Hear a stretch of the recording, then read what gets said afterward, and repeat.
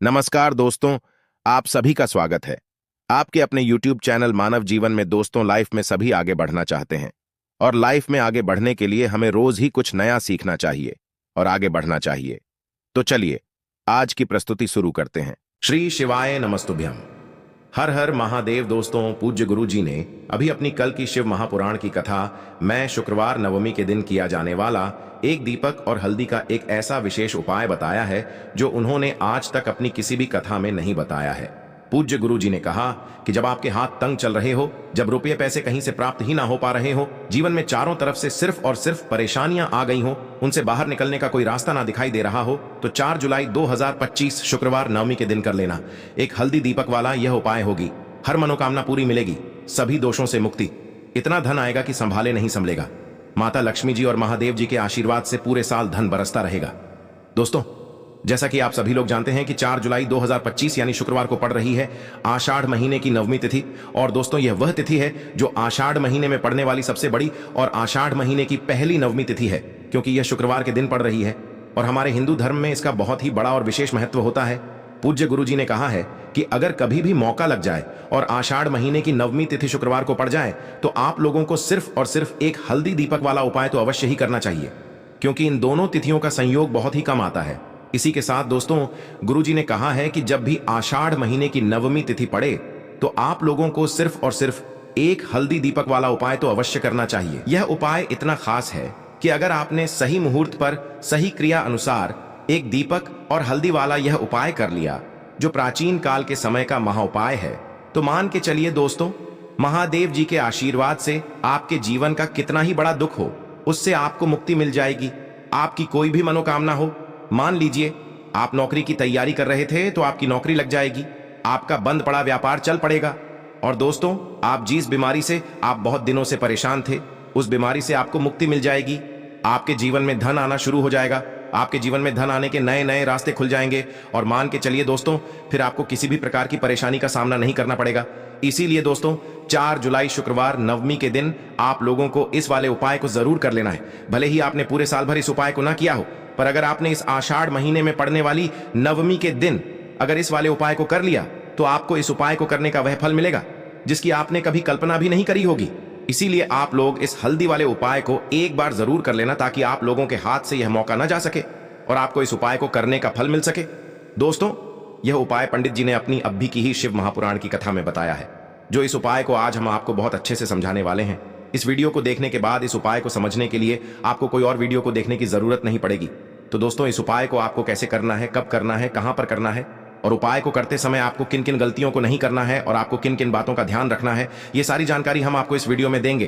तो चलिए भक्तों, उपायों को शुरू करते हैं। अगर आप भी चाहते हैं कि महादेव जी का आशीर्वाद आप पर सदैव बना रहे तो वीडियो को लाइक करें, चैनल को सब्सक्राइब करें और कमेंट बॉक्स में हर हर महादेव जरूर लिखें। और अपने फायदे के लिए, गरीबी दूर करने के लिए इस वीडियो को पूरा देख कर जाना। यदि आज आपने वीडियो को बीच बीच में से देखा, काट काट कर देखा, तो जीवन में आपको कभी सफलता हासिल भी नहीं होगी। देखिए दोस्तों, ये 4 जुलाई शुक्रवार नवमी का दिन यह इतना खास होता है, इतना महत्वपूर्ण होता है।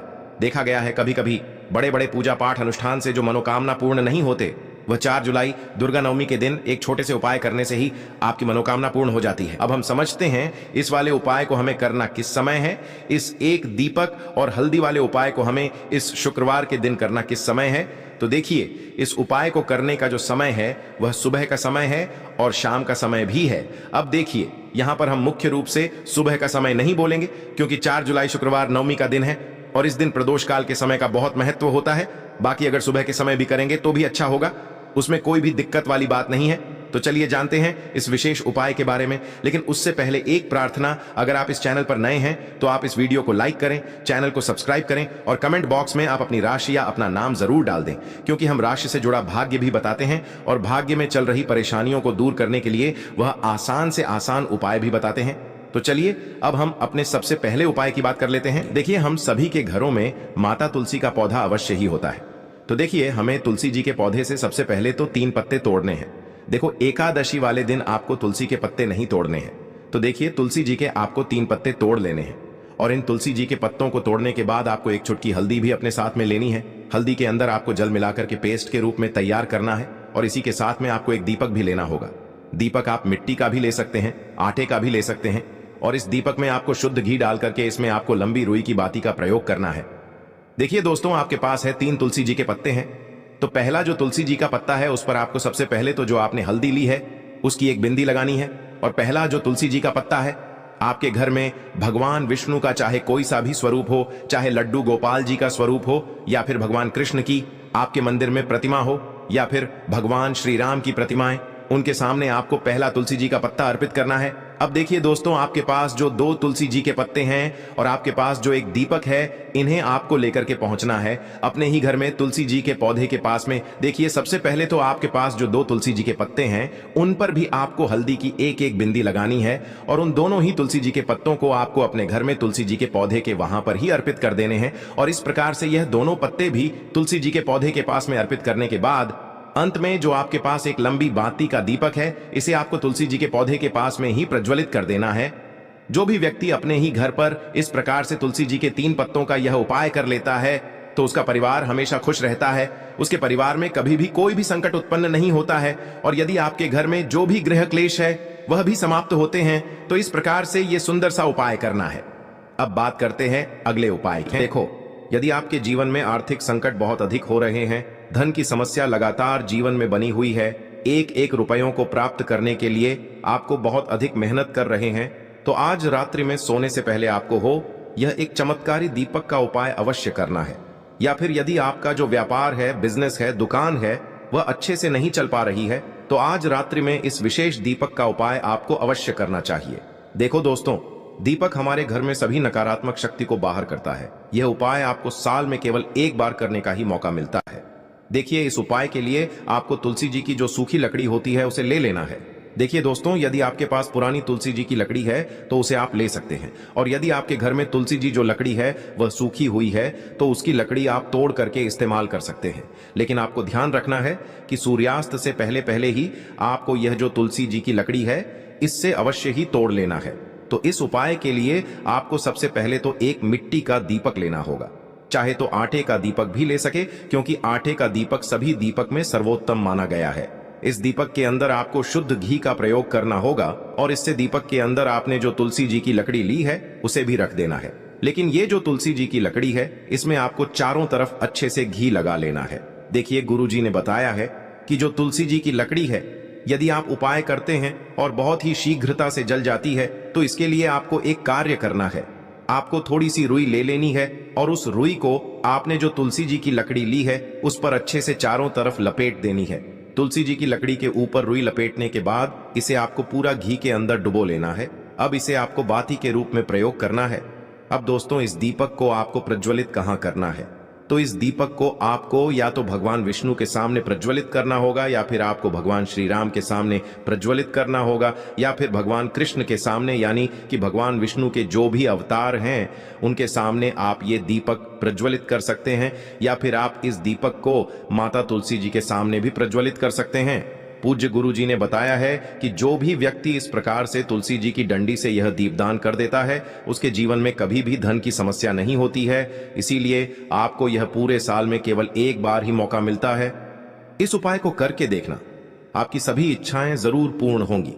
यह जो उपाय है रात्रि में सोने से पहले करना है। इस उपाय के लिए आपको 2 हरी इलायची लेनी होगी। हरी इलायची आपको साबुत लेनी है, खंडित नहीं होनी चाहिए। और इसी के साथ में आपको मात्र थोड़ा शहद लेना है। शहद आपको मात्र आधा चम्मच या फिर उससे भी कम ले लेना है। और इसी के साथ में आपको एक दीपक ले लेना है। दीपक आप चाहे तो मिट्टी का भी ले सकते हैं और आप चाहे तो शुद्ध आटा मढ़कर उसका दीपक भी आप तैयार कर सकते हैं। इस दीपक के अंदर आपको मौली का जो धागा आता है, कलावा का, उसकी बाती का प्रयोग करना होगा। यानी कि इस दीपक के अंदर आपको लाल रंग की बाती का प्रयोग करना होगा और इस दीपक के अंदर आपको शुद्ध घी का प्रयोग करना होगा। अब यह सारी सामग्री लेकर के आपको अपने घर में जो भी मंदिर है वहां पर पहुंच जाना है और आपको माता लक्ष्मी के किसी भी स्वरूप के सामने बैठ जाना है। अगर माता लक्ष्मी की फोटो है, माता लक्ष्मी की प्रतिमा है, तो उनके सामने आपको बैठ जाना है। अगर माता पार्वती की प्रतिमा है तो उनके सामने आपको बैठ जाना है, यानी कि किसी भी माता के स्वरूप के सामने आपको बैठ जाना है। अब देखिए, सबसे पहले तो आपको माता रानी के सामने थोड़ी सी चावल की ढेरी बना देनी है, यानी कि थोड़े से अक्षत के दाने आपको माता रानी के सामने रखना है। उसके बाद आप जो एक दीपक लेकर के गए हैं उस दीपक को आपको उन्हीं चावल के दानों के ऊपर रख देना है और फिर इस दीपक को आपको माता रानी के सामने प्रज्वलित कर देना है। देखें, इस दीपक को प्रज्वलित करते समय आपको ओम महालक्ष्मी नमः इस मंत्र का लगातार जाप करते रहना है। दीपक को प्रज्वलित करने के बाद आप जो 2 हरी इलायची लेकर के गए हैं, उसमें से एक हरी इलायची को तो आपको उसी दीपक के अंदर डाल देनी है और वहीं पर आपको कम से कम 21 बार ओम महालक्ष्मी नमः इस मंत्र का जाप कर लेना है। अब आपके पास जो शहद है और एक हरी इलायची है, उसे सीधे आपको लेकर के पहुंच जाना है भगवान शिव के मंदिर में। पूज्य गुरु जी ने बताया है कि यह उपाय आपको सिर्फ और सिर्फ शाम के समय ही करना होगा। शाम को जब भी सूर्यास्त का समय होता है तो उस समय आपको यह उपाय करना है। लेकिन सबसे पहले तो आपके पास जो एक हरी इलायची है, उसे आपको उस शहद के अंदर अच्छे से डुबो देना है, यानी कि शहद का लेपन उसे हरी इलायची के ऊपर चारों तरफ आपको कर देना है। अब यह जो शहद से युक्त हरी इलायची है, इससे आपको भगवान शिव के शिवलिंग पर अर्पित कर देनी है और आपको वो श्री शिवाय नमस्तुभ्यम इस मंत्र का लगातार जाप करते रहना है। फिर इसके बाद आपको एक लोटा जल भी अपने साथ लेकर के जाना है, तो यह एक लोटा जल भी आपको धीरे धीरे शिवलिंग पर समर्पित कर देना है और आपको श्री शिवाय नमस्तुभ्यम इस मंत्र का जाप करते रहना है। फिर इसके बाद आपको अपने घर आ जाना है। इस प्रकार से आपको यह उपाय कर लेना है। तो चलिए दोस्तों, जान लेते हैं गुरुजी द्वारा बताए गए दूसरे उपाय के बारे में। देखिए, इस उपाय के लिए आपको लेना है 11 चावल के दाने। गुरुजी ने कहा है चावल के दाने खंडित नहीं लेने हैं, बिल्कुल साबुत होने चाहिए। उसके साथ में आपको लेना है एक बेलपत्र। बेलपत्र का भी एक नियम है, अगर आपके पास बेलपत्र नहीं है तो आप शिवलिंग से उठाकर उसको पुनः शुद्ध जल से धोकर इस्तेमाल कर सकते हैं। इस प्रकार आपको बेलपत्र लेना है। इसके बाद आपको एक लोटा जल लेना है। अब यह सब सामग्री लेकर आपको जाना है महादेव के मंदिर में। देखो, अब आपको उत्तर साइड में खड़े हो जाना है और सबसे पहले आपको एक बेलपत्र अपने हाथ पर और 11 चावल दाने रखकर शिवलिंग के ऊपर अपना नाम और गोत्र बोलते हुए समर्पित कर देना है और ओम नमः शिवाय श्री शिवाय नमस्तुभ्यम का लगातार जाप करना है। अब आपको जो एक लोटा जल साथ में लेकर आए थे, उसे धीरे धीरे बेलपत्र और चावल दाने के ठीक ऊपर आपको समर्पित करते जाना है और शिव पुराण के मूल मंत्र श्री शिवाय नमस्तुभ्यम का 11 बार जाप करना है और अपनी मनोकामना बोलते जाना है। देखो, बस छोटा सा उपाय करना है, देखना एक दिन आपके सब काम बनने लग जाएंगे। गुरु जी का बहुत ही विशेष उपाय है। चलते हैं तीसरे उपाय की तरफ। देखिए, इस उपाय के लिए आपको एक तांबे के पात्र के अंदर सबसे पहले अपने घर से शुद्ध जल लेना है। फिर इसी के साथ में आपको मात्र थोड़ा सा शहद लेना होगा। शहद आपको आधा चम्मच या फिर उससे भी कम लेना है और इसी के साथ में आपको एक प्यारी सी बेलपत्र ले लेनी है। बेलपत्र यदि आपको नहीं मिल पाती है तो भगवान शिव के शिवलिंग पर चढ़ी हुई बेलपत्रों को आप पूर्ण शुद्ध जल से धो करके उपयोग कर सकते हैं और बेलपत्र जो है वह कहीं से भी कटी फटी खंडित नहीं होनी चाहिए। अब ये तीनों सामग्री लेकर के सीधे आपको पहुंच जाना होगा भगवान शिव के मंदिर में। यह उपाय सुबह से लेकर के शाम तक किसी भी समय कर सकते हैं। देखिए, सबसे पहले तो आपके पास जो शहद है उससे आपको अपने सीधे हाथ की चिटी उंगली के जो पास वाली उंगली होती है, अनामिका उंगली, उसमें थोड़ा सा शहद आपको लेना है और इससे फिर आपको शिवलिंग पर जहां माता अशोक सुंदरी का स्थान होता है वहां पर आपको ओम का निर्माण करना है। लेकिन जलाधारी के बिल्कुल बीच में जो स्थान होता है उसे माता अशोक सुंदरी का स्थान कहते हैं और इसी स्थान पर आपको शहद से ओम का निर्माण करना है। अब दोस्तों, आपके पास जो एक बेलपत्र है उसे आपको अपने सीधे हाथ की हथेली पर रखना है और महादेव से आपको अपनी विशेष मनोकामना, आपके जीवन में जो भी संकट चल रहे हैं, जो भी समस्याएं चल रही हैं, जो भी जीवन में दुर्भाग्य बना हुआ है, आप अपने किसी भी कार्य में सफल नहीं हो पा रहे हैं, तो जिस भी प्रकार की आपकी समस्या है उसे दूर करने के लिए आपको महादेव से प्रार्थना कर लेनी है। और फिर यह जो एक बेलपत्र है, इससे आपको शिवलिंग पर माता अशोक सुंदरी वाले स्थान पर समर्पित कर देनी है। देखिए, जहां पर आपने ओम का निर्माण किया है उसी के ऊपर आपको यह बेलपत्र भी समर्पित कर देनी है। देखिए, बेलपत्र की चिकनी साइड का हिस्सा शिवलिंग से स्पर्श होगा और इसकी जो डंडी है वह आपको जलाधारी की ओर रखनी है। बड़ी पत्ती वाला भाग शिवलिंग की तरफ रहेगा। इसी प्रकार से आपको यह बेलपत्र समर्पित कर देनी है अब दोस्तों, आपके पास जो एक जल का पात्र है, उसमें से थोड़ा सा जल तो आपको बेलपत्र की जो आगे वाली पत्ती है उस पर आपको समर्पित करना है और आपको श्री शिवाय नमस्तुभ्यम इस मंत्र का जाप कर लेना है। फिर उस पात्र के अंदर जो जल बचेगा उसे पूरा आपको भगवान शिव के शिवलिंग पर धीरे धीरे समर्पित करते जाना है और लगातार आपको शिव महापुराण के मूल मंत्र श्री शिवाय नमस्तुभ्यम इस मंत्र का जाप करते रहना है। गुरु जी ने कहा है कि जल आपको इतने धीरे धीरे समर्पित करना है कि जल समर्पित करते हुए आप कम से कम 11 बार श्री शिवाय नमस्तुभ्यम या फिर ओम नमः शिवाय इस मंत्र का जाप कर सकें। फिर इसके बाद वापस आपको अपने घर आ जाना है। इस प्रकार से आपको यह उपाय कर लेना है। आप देखेंगे कि आपकी सभी मनोकामनाएं अवश्य ही पूरी होंगी। यह उपाय आपको अवश्य करने हैं। इस वीडियो में हमने आपको 3 से 4 महाउपाय आपको बताए हैं जो आपको शुक्रवार के दिन करने हैं। अगर आपके मन में उपाय से जुड़ा कोई भी सवाल है तो आप कमेंट बॉक्स में पूछ सकते हैं। अगर आपको हमारी ये वीडियो पसंद आई हो तो हमारे इस वीडियो को लाइक करें, चैनल को सब्सक्राइब करें और कमेंट बॉक्स में लिखें हर हर महादेव, जय मां। लेना देखो एक गोल बाती का दीपक, आप चाहें तो मिट्टी का ले सकते हैं या फिर घर से शुद्ध आटा मढ़कर उसका दीपक आप तैयार कर सकते हैं। इसके बाद आपको लेना है शुद्ध गाय का घी। अगर वो नहीं है तो कोई भी देसी घी इस्तेमाल कर सकते हैं जिससे आपको दीपक प्रज्वलित करना है।